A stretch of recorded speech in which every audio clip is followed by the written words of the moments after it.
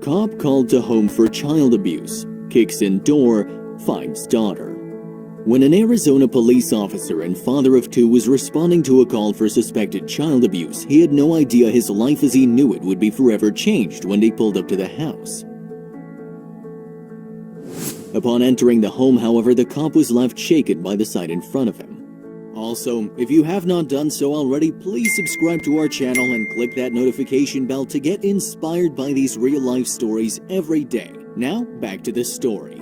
Kingman Police Department Lieutenant Brian Zack, a father of two, was working the night shift as a patrol sergeant when he received a call, asking him to perform a welfare check at a nearby home, according to ABC 11. He responded to the call, not realizing that his life would never again be the same after what he was about to witness inside the residence. Her injuries were definitely abuse and it needed to be investigated. When Zack arrived at the house and went inside, he found a little girl and immediately knew something was terribly wrong the moment he laid eyes on her. Her name was Kayla and she was just a toddler at the time. Sadly, the little girl was so badly hurt it was obvious she'd been abused. One of her eyes was swollen. She had dried blood in both her ears. She had different coloring of bruises all about her face, but she was still happy-go-lucky, little 2-year-old.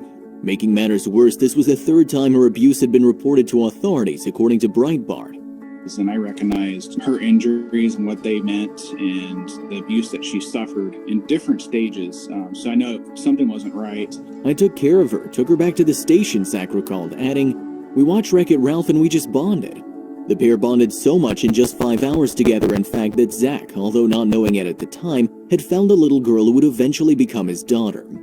Told my wife the story about this little girl that I just bonded with and would love to bring her home. But this wasn't a first for the loving police officer. In the past 15 years, I've said that many times to my wife of some kid that I met that I would love to bring home and love and take care of. So it was nothing new for her. I had a lot of child abuse cases, and there's always kids that I would bond with, and I'd love to take them out of bad situations and bring them home, Zack furthered. So this was nothing new. What was new, however, was the fact that this time it would happen. A little girl would find her forever home with a police officer and his family in Kingman, Arizona. However, it wouldn't happen overnight. Instead, it would take 2.5 years to make it official. After a representative with the Arizona Department of Child Safety, ACDCS, took Kayla to the hospital for evaluation and treatment of her injuries, Zack went home, but he wasn't able to forget about little Kayla. Wondering how the toddler was doing, Zack called ACDCS and asked if he could visit her in the hospital.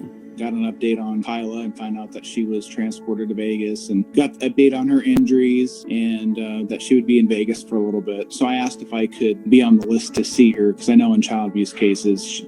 The policeman was granted permission, and it didn't take long before his family began talking about having Kayla stay with them.